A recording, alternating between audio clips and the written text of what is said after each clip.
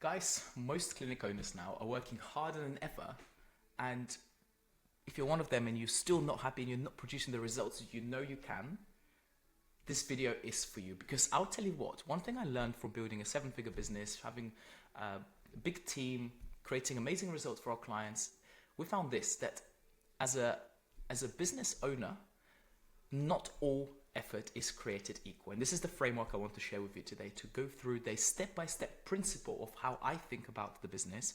And now teaching over 40 clinics here in the UK how to do that, we're seeing similar results. So I know that this stuff works. So stay until the end, and I'm going to show you how to think like the top 1% of business owners, not just in the UK, but in the world.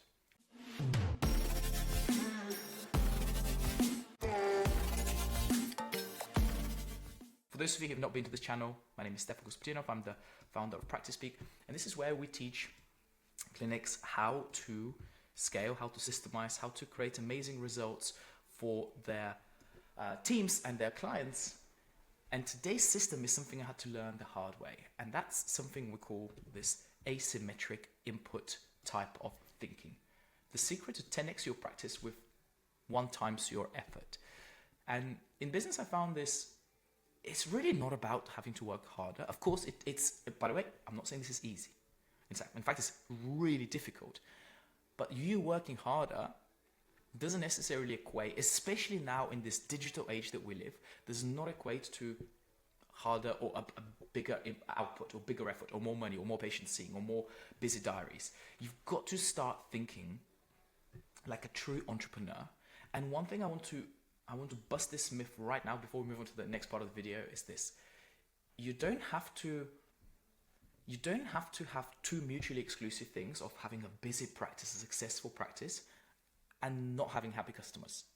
I would argue it's actually the opposite.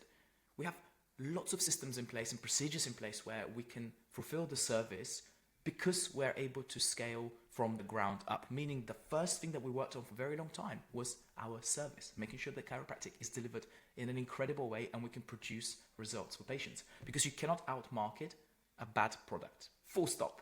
It doesn't matter how much marketing you do, it doesn't matter who you hire, it doesn't matter how many new patients you get. If you're not good enough at your job, at what you do as an associate, as a chiropractor, as a clinician, getting people better, healthier, living longer, then they're just not going to come back. They're not going to tell their family. So you've got to think that first. But the two things are not mutually exclusive, because I work for a lot of clinics and we do these clinic audits and we jump on the call and they think, oh, Stefan, because you see 100 new patients a month, you have 25, 30,000 visits a year, you guys are bad people. Well, no, please come and visit us, because actually that is just such a myth from a lot of this like restrictive, like fixed mentality type of audience. I would argue the opposite. If you learn this stuff that we're going to talk about today, you can absolutely have an incredible impact to hundreds of thousands of people, doing it in an ethical way and creating amazing results for your patients. And this is the thing, in business and in life and in school, we're going to get deep here, by the way. You've been conditioned, I was conditioned, to think in a linear fashion. Okay, in school, you go to school, you sit in the class, you study for a specific subject, you do an exam, you don't work in a team, you get one job, you work for the rest of your life and you die. And for me, that was quite a depressive way to think about life. And I thought I almost felt like I'm the odd one out when I just wanted to start a new thing every second week. I wanted to start a new venture, new business, new project, get bored of this thing, move on to the next thing. And I realized that is what makes us human. We're very adaptable to new environments, but the agricultural and the industrial revolution was designed to have people working in a factory to kind of like do this thing the rest of themselves for the rest of their life. And you have to always ask yourself the question, is my belief system fundamentally right? And if you've been conditioned to think linearly, it means that more hard work equals more result. And in business, it's not that case. It's not the case at all. Let me share a couple of things with you, and I hope you guys find this interesting. The big idea is this. Not all effort is created equal. Some actions create massive momentum with minimum input. And you can probably think of that in your own life and in your own journey, right? So when I was in university and I had a job in a factory in the summer to just kind of pay the bills and have a bit of money to go out and to go on holidays, I was working 14-hour shifts, shifting these like trolleys around the factory, and I was getting paid probably at the time, I don't know what it was, maybe like between £9 and £11 an hour. That was very hard work, but the output was £11 an hour. So you've got to understand that some actions create huge momentum with minimum input, but the opposite is also true. Your job as a clinic owner is, even if you are a practitioner or clinician, is to figure out, how do I not necessarily do more or work harder, but how to find what works disproportionately well and scale that, double down on that. Now, if you're a business owner, you might talk about this. If you're an associate, you might think, what is the thing that makes the biggest result in my patients' outcomes? That might be the technique I use. It might be the way I think. It might be my personal investment in understanding health and well-being, functional medicine, holistic health. It might not be just rubbing someone's muscle to feel better. Okay? So this can be scaled in many different areas of your life. But this is the magic pyramid that I like to kind of think about in my own mental models. So on the bottom here, we have linear work. This is your typical factory working environment. And there's nothing wrong with it, but this does not 5x, 7x, 10x your results. The amount of effort you put in a thing, it creates a result. What's the return on investment ratio?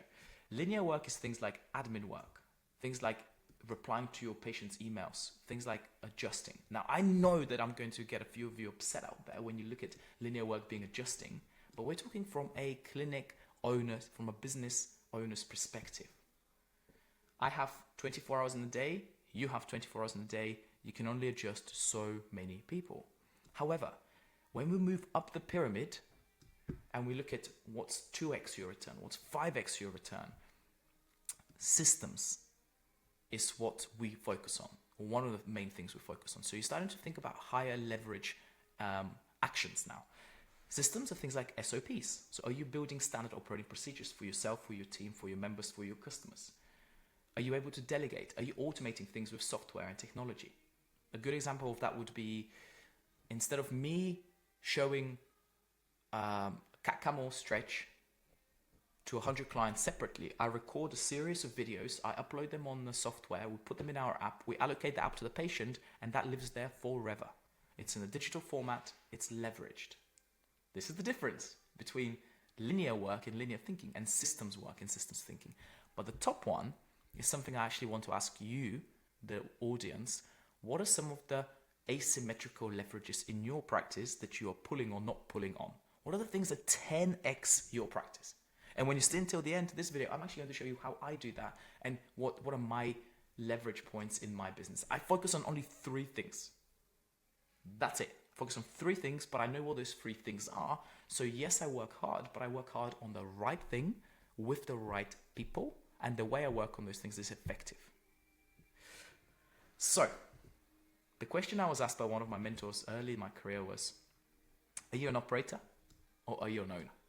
Because operators live at the bottom. They live in the bottom of this pyramid. Owners always hunt at the top. They're always like thinking, what's a better system? How can I systemize this? How can I optimize this? How can I make it better? How can I have better customer experience? How can I record something that lives on their internet forever?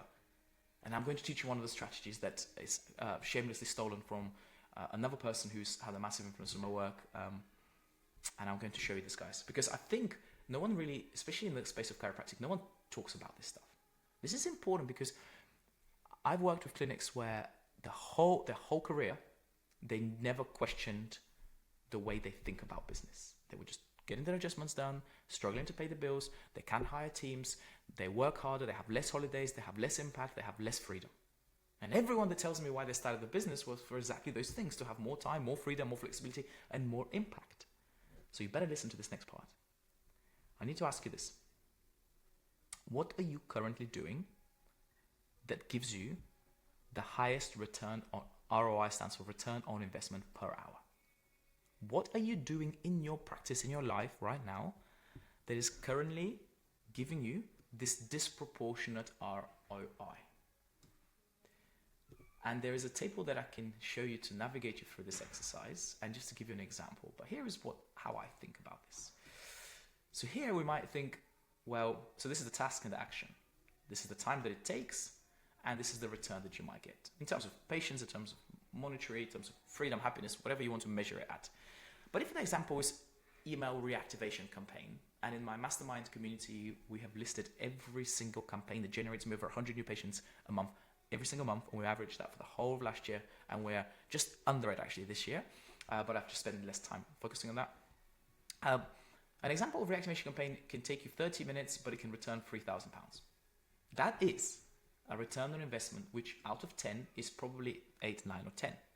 For my clinic, it's probably 8 now, but depends on kind of how your revenue is and what are the leverage points in your business. The second example is team meeting. Now, a lot of you avoid these things. A lot of you avoid these confrontational talks. But if I have a team meeting for 1 hour and the low morale in the team is lifted because whatever, something happened, the patient complained, you lost a team member, something happened where the team is not inspired, that has a very, very good return on investment. So I'm likely to spend that 1 hour doing it when I can. Yesterday, we are launching a new service, and we had all management and all CAs to sit down for 1 hour. We bought some lunch and we talked about it, we exchanged ideas, and it wasn't necessarily to like get them pumped and inspired, but we're launching a new service. I'm going to need their help. So I truly want them to understand what the service is, even if medically they don't need to know. But that was a good return on my investment, and it was about an hour meeting. Could I have delegated that to my practice manager? I probably could have. Why did I want to do it the first time? Because now I have a manager to keep them accountable, and I can keep her accountable because everyone in the team was in that meeting. But ultimately, you can go down to that scale where you can think, well, I had one of our friends and good buddy of mine and a client of Practice Peak. He said last week, oh, Stefan, like, what do you guys do? Because I spend so much time replying to clients' emails. I'm like, dude, what are you doing replying to people's emails? First of all, why are you doing that? Second of all, why have you not got like an email system that is automated as soon as you onboard a client? Why don't you have like a cancellation policy? Why are people not pre-booked in advance and pre-scheduled so they get all these automations straight away? And it might take you 10 hours to set it up, but that would live in your ecosystem in your business forever or for a long time. So he was replying to emails daily. That can take him probably 2 hours going back and forth, changing appointments, communicating with clients. He's busy doing everything, fighting fire. And what was the outcome? Maybe he kept one patient happier. But by that point, I thought, well, why didn't you just focus on systems and building automations, or at least delegate it to your CAs? Because the return on investment for your time is very, very low. If you haven't seen previous videos, go back and watch it, because I talk about how to calculate what is your time worth per hour based on how your business or how your turnover is performing. Because once you know that number, and you know, let's say you're on £170 an hour based on how your clinic does, how many hours you work a year and all that stuff, and £170 an hour, I am not investing in the business if I'm replying to emails. I can pay someone £15 an hour to do that for like 3 hours a day, 2 hours a day, 1 hour a day. It's just very different mentality that we have to start thinking about when it comes to scaling the business and truly building something powerful that can survive with or without you. Okay? So that's just one exercise to give you more of a visual representation of how you can calculate that stuff. But ultimately, this is the part of the video where everyone was waiting for. This is a question that I need you to write this down. So put the phone down, put it in your diary, and answer it later if you're on the move. And if you're one of those people who made it to the last 5 minutes of the video, I know you will win and you will succeed, because this is the ultimate question. If I was to be allowed only 5 hours a week to work on my business, what would I focus on? I'm only allowed 5 hours a week. You're only allowed 5 hours a week to work on your business.